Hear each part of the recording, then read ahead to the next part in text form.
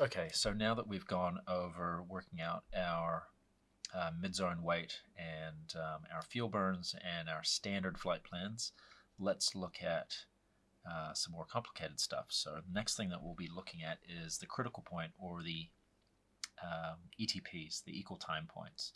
So we know that an equal time point is a calculation that gives us a point along a track where it takes the equal amount of time to fly to the destination as it takes to fly back to the departure point. Now in a no-wind situation, that point is right in the center. So if we have 100 nautical miles in nil wind, this would be 50 miles and 50 miles. The equal time point is right in the center. Now, where we get a headwind or a tailwind is where things get a little bit tricky, and we need to use an equation to figure out where that equal time point moves to. So let's get rid of these, and let's add a headwind. Now, one thing to take note, the equal time point will always move into the direction of the wind. So if you have a headwind on your way out to your destination, your equal time point will move towards the destination. If you have a tailwind out from your departure point, your equal time point will move closer to your departure point. So, using our TAS of 140 knots, let's say that we have a 25 knot headwind component. HWC probably could have gone into the acronyms video, but we're going to learn it now. Headwind component. We're going to stick with our 100 nautical miles. So the ETP, I always refer to it as ETP. The training documentation and the exams often refer to it as CP. They're the same thing. Equal time point, critical point, same thing. So if I interchange between the two, try not to get confused. They mean the same thing. So I always remember my equal time point equals distance times home over home plus out. This is the equation to remember. Normally what I do is I'll write this in my initial cheat sheet.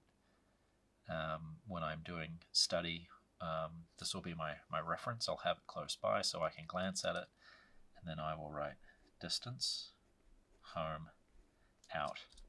Now distance is obviously our distance in nautical miles. Home and out are our ground speeds.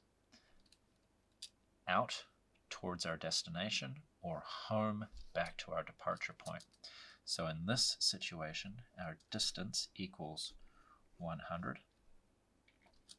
Our ground speed home will equal 140 plus 125. So on our way out to our destination B, we have a headwind component. So when we're going back towards our departure point, we're going to have a tailwind component of 25 knots. So that's going to equal 140 plus 25, which is 165. And on the way out, we're going to have a headwind component. So 140 minus 25 is 115. 115. I would suggest, even though it's fairly simple math, to confirm these numbers with your calculator when you're doing an exam. It's pretty simple to use your calculator. You've got plenty of time. It is also very simple to rush through these simple equations, headwind and tailwind component equations, in your head and actually come up with a wrong number. So now that we have these written out, we're going to write out the actual equation. So 100 times home, 165, divided by home. Oop, why did I write H? See, it's easy to make mistakes. 165 plus 115. Now the way that I do this on my calculator, make sure you can see it there, is I always use the brackets, so just so that I know my calculator is calculating things in groups correctly. In this situation or in other situations when working out fuel flows and stuff, it doesn't matter. When we get into the long version of the P&R calculation, it's actually very important that you use the brackets and that it calculates things in groups. Yeah, it's hard to explain. When you don't use the brackets, I believe the order of mathematics is that it will do multiplication and division first, regardless of the order, and then it will do addition and subtraction. And when you add the brackets around certain parts of the mathematical equation, it ignores that order, and it will actually do what's in the brackets first and then apply the outside subtraction or division or whatever. Anyway, I'm not a math expert, but that's my understanding. So we're going to go bracket 100 times 165, close, divided by, open bracket, 165 plus 115, close, equals 58.92 nautical miles. So equals 59 nautical miles. Now remember, we said that on the way to our destination B, we had a headwind component, so the wind was coming in from this direction, and we can see that the equal time point has moved towards B. So if this was the center here, we could say that our equal time point is probably somewhere here, giving us 59 nautical miles. And what would the opposite be? 41, is that right? 41 nautical miles here. That is your basic equal time point.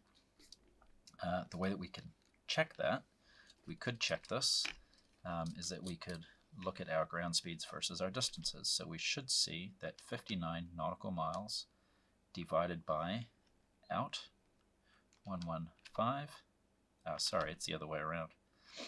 59 divided by home, 165, times 60 gives us 21.4 minutes. And if we go 41 divided by 165 times 60 equals, oh, what did I do? For God's sakes. Headwind component. Yeah. 59 home. See, this is where it gets confusing. 59 divided by 165 times 60 equals 21.4. 41 divided by 115 times 60 equals 21.4, essentially. Very, very close. So that is a basic equal time point.